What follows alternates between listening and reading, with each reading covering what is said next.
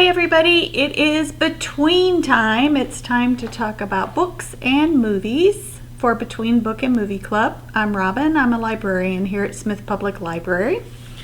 I hope you all picked up your books and managed to read Charlie and the Chocolate Factory this month.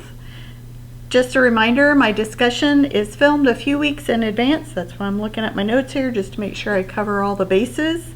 And then we post it on Facebook the second Wednesday of every month at 4 p.m. That means you are hearing this on or after October 14th. Be sure to check the comments section below. We had some great discussion last month about Roderick, and so I'm hoping that this month we will have, boom, more discussion about Charlie. Just making sure you're awake. Speaking of Charlie, this is Charlie and the Chocolate Factory. Did any of you watch the movie? I watched the Tim Burton Charlie and the Chocolate Factory version because I hadn't seen it in a long time. And I have watched the Willy Wonka version with Gene Wilder a whole bunch of times, so I almost feel like I have that one memorized. So the first question is, which one did you like best? The book or the movie that you watched? If you watched a movie. Not everybody watched the movie. I like the book better. I think that the movies kind of make Willy Wonka the main character. I mean, the movie, did I say that? The movies make Willy Wonka the main character, whereas the main character in the book is Charlie. So that's one of the reasons that I like the book better, because I like to focus on Charlie. The movies are a lot of fun. They're also slightly creepy in places, which is fun for some people and scary for other people. But if you thought differently, please be sure and put that in the comments below, because that's always a fun discussion to have if you like the movie or the book better. And I will respond to whatever you type into the comments. I'll be sure and answer any questions that you have or comment on what you post. Our second question is about all the different characters that are in this book. Let's see if we can come up with some words to describe Charlie's fellow ticket winners. The first ticket was found by Augustus Gloop. Can you think of a word to describe Augustus? I thought of glutton, because Augustus likes to just eat and eat and eat chocolate. So when he goes into the room that has the chocolate river, that's a huge temptation for him. What about the second ticket finder? That was Veruca Salt. And the word that I thought of for Veruca was spoiled and a brat, because she wants everything that she sees and she wants it right then. In the book, the room that they go into has squirrels in it, and in one of the movies there are squirrels, but in the Willy Wonka movie there are geeses, and that's what she wants, and that's how she ends up being taken out of the competition. The third ticket holder was Violet Beauregard, and Violet, I think the word that I would use for Violet is competitive, because she's competing with her friends for how long she can chew the gum, and she is very obsessed with her gum chewing. And of course she ends up trying Mr. Wonka's special new meal in a gum stick gum, which has interesting results. And the last was Mike TV. And Mike TV was obsessed with guns and watching television. I think, I don't know, what word would you use to describe Mike? He's also pretty obsessed and pretty self-centered, pretty obnoxious little kid. I think the author did that on purpose. He made the characters very outlandishly obnoxious so that you wouldn't particularly like them. Okay, so now our hero. Our hero is Charlie. What word would you use to describe Charlie? They don't have a lot of money, but Charlie is very kind and also very creative and has a lot of ideas. And then there's Willy Wonka, and Willy Wonka is creative and an inventor and willing to take chances. So I just want to know, did I pick the same words you picked, or did you find different words to describe the different people in the book? And did you have a favorite character besides the ones that we've mentioned? I think a lot of people will probably like Charlie, but I could be wrong. You might be a Mike TV fan or a Grandpa Joe fan. So those are just some of the things that you could let me know in the comments which character you liked the best, and if there's any other words that you can think of to describe the people in this book. Do you think you could create a new character for the book? When I was doing research for this, I found out some interesting facts about Mr. Dahl, who is the person that wrote Charlie and the Chocolate Factory. One of the things I found out was that I have been mispronouncing his name for years. It's pronounced Roo, like kangaroo, Roo, and then Rual. It doesn't have, you don't pronounce the D at all. It's a Scandinavian name. And his last name is Dahl, so Roald Dahl actually rhymes, which kind of makes sense with some of the names that he comes up with. But when he first started writing Charlie and the Chocolate Factory, he had 15 golden tickets and 15 children that were going to come into the chocolate factory. And as he kept writing, he realized that that was just way too many. It was too confusing. He couldn't fit them all in the way that he wanted to and create special stories about them. So he kept cutting out different kids. He got down to, there were 10 and then 7 and 6. And we don't know a lot about the different characters that he created, but we do know 2. One was named Marvin Prune. We don't know what happened to Marvin. And the other one was named Miranda Mary Piker. And in the earliest version of the book, it's Miranda that goes swimming in the Chocolate River instead of Augustus. And she actually falls over the waterfall in the story that he created about her. And she ends up in the room where Mr. Wonka makes crunchy munchy peanut brittle bars. I'm not sure what happens to her after that, but maybe you could create a story about Miranda Mary Piker, or could come up with another character similar to one of the characters in the book, or just be creative and come up with your own modernized version of one of the golden ticket finders. The Oompa Loompas, when Miranda Mary went over the waterfall and up into the peanut brittle room, the Oompa Loompas saying, "Oh, Miranda Mary Piker, how could anybody like her?" So he's very creative with his poetry. Mr. Dahl went to a boarding school in England when he was a young boy, and that boarding school was near a chocolate factory.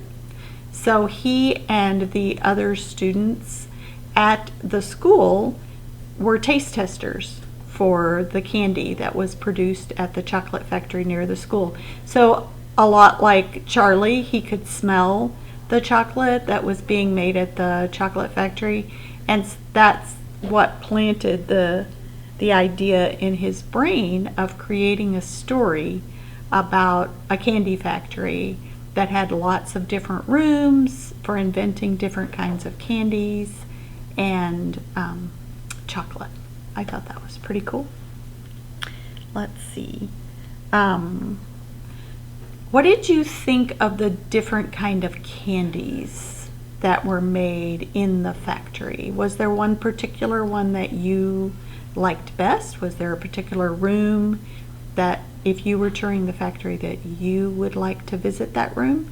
And what did you think about the idea of everlasting gobstoppers? Is that a good idea to have a piece of candy that lasts forever and ever and ever and changes color every week? Or is that a bad idea? Might put the candy companies out of business, but maybe not everybody would want to suck on an everlasting gobstopper. I hope you enjoyed the book for this month. It's one of my favorite books. If you did like Charlie and the Chocolate Factory, I have some other book suggestions for you. Mr. Dahl, Roald Dahl, has written books that are, he's written a lot of books, but some of them are more like Charlie than others. There's The Witches and Matilda, the BFG, and this one is brand new. It is a graphic novel that has just been adapted. The estate for Mr. Dahl put out a call that they wanted someone to do an adaptation of The Witches as a graphic novel. And it was just published. We just got it. It should be on the shelf any day now. So if you'd like to read that, you can place a hold on it. There's some other books that I thought were a lot like Charlie and the Chocolate Factory. This is Mr. Lemoncello's library. Instead of a candy factory, Mr. Lemoncello has a game factory. So there's a whole series of these books, and this is the most recent one, Mr. Lemoncello and the Titanium Ticket. And I think it's a lot like Charlie and the Chocolate Factory. It takes place in the game factory, and there are 4 kids that go on a scavenger hunt to find clues. They are looking for a titanium ticket that's going to give them a huge surprise, and they have to do things like play life-size games of chutes and ladders and things like that. So if you like Charlie, this is a book that I think you would enjoy. This is another book that is brand new. It's called The Silver Arrow, and it's by Lev Grossman. This is the story of Kate, and Kate lives a pretty dull life, and she wants her life to be more exciting. She has a really rich uncle that she has never met because her mom doesn't get along with her brother, and that's her uncle. And so she writes to him on the day before her birthday. She has no idea what his address is, but she writes him a letter and puts it in the mailbox and says, I know I've never met you, but I know you're rich, and I'd really like for you to give me a present. The next day she wakes up and she goes outside, and parked in front of her house is her uncle with a train. A big, huge, black steam engine of a train. Her parents are furious. The uncle magically moves the train into the backyard and connects tracks for the train, and Kate and her little brother Tom go on a magical train adventure. One of the reasons that I think this is like Charlie is that Charlie and Kate are similar. They're both very adventurous, they're creative, they have lots of good ideas, and they don't like to give up. They persevere and keep on going. Also, she gets to create the cars that go on the back of the train, and she makes a library car, which is really tall and filled with wonderful books. And her brother Tom chooses a candy car that's filled with every possible candy that you can imagine, as much as you want to eat anytime you want it. So that's also why it reminded me of Charlie and the Chocolate Factory. So this one's a little different, and I have a question to ask you when I talk about these books, and that is, do you think that Willy Wonka played fair in the book and in the movies? He could have shown the kids any rooms in the factory, but he seemed to specifically choose rooms that would tempt them into breaking the rules. So, and rule breaking isn't as big of a deal in the book as it is in the movies, but still it causes them to not be part of the competition. He takes them into the room where he's making the brand new gum. And of course, Violet can't resist trying that gum. And he takes them into the TV room where they're transporting a giant chocolate bar so that you can reach into your TV and grab the chocolate bar. And Mike TV wants to be transported into the television set. So do you think that that was on purpose because he wanted those specific children to fail? Or was it random? Or do you think maybe he picked those kids, because those rooms, because he knew that that was something that would interest the children? Just a thought. But anyway, it made me think that in some ways Willy Wonka is a little bit like the witch in Hansel and Gretel, because the kids are wandering through the forest and they're very hungry, and she has a house that's made out of gingerbread. So of course they are tempted to eat the house, and then she captures them. And there's two books that are kind of like that. There is The Lion, the Witch, and the Wardrobe, because the witch in The Lion, the Witch, in the Wardrobe tempts Edmund with Turkish delight to come to her side. She knows that that's a weakness of his. And then there is this book, which is called Night Books, and by Mr. White.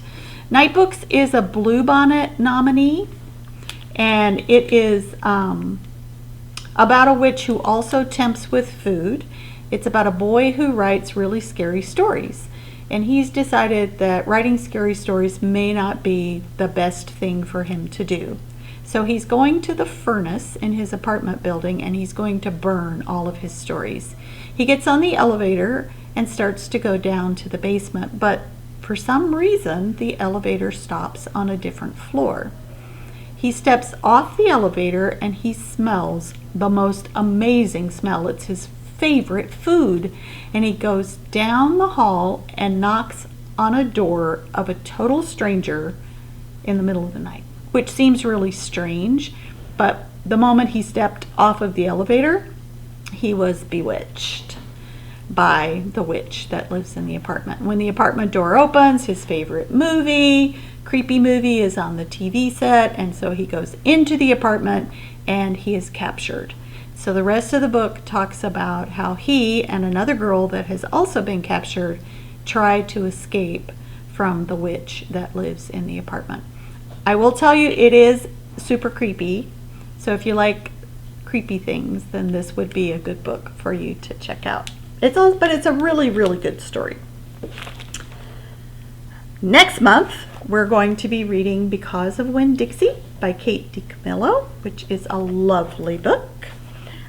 You can register for the book club starting tomorrow on the website, wylietexas.gov/library.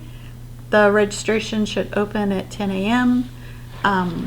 Just go to the kids page, and once you're on the kids page, look for kids clubs, and you'll see Between Book Club there, and the link to register, you'll find it. It's super easy. Then just come into the library to pick up your book, or come through the drive-through, call us, and we'll have it waiting for you there to pick up once you have registered. Okay, the last question. This is my big question for you. You can see my candy here. Hopefully it hasn't been too distracting while we've been watching and talking about the book. But I want to know, if you could only eat one kind of candy for a whole year, just one, what would you pick? Would it be peanut M&Ms or Almond Joy or Nerds or Skittles or Starbursts? My favorite is a Payday. So if I could only pick one candy to eat for a whole year, this would be what I pick. I say it's tasty and it's also healthy, right? Because it has peanuts in it, so it has full of protein for you. Anyway, please leave in the comments below. Let us know which candy you would pick if you could only have one type of candy for a whole year. I can't wait to hear what you have to say. And that way we'll know what kind of candy to buy when we can actually start meeting in person again. All right, thank you. And I hope you enjoyed the book.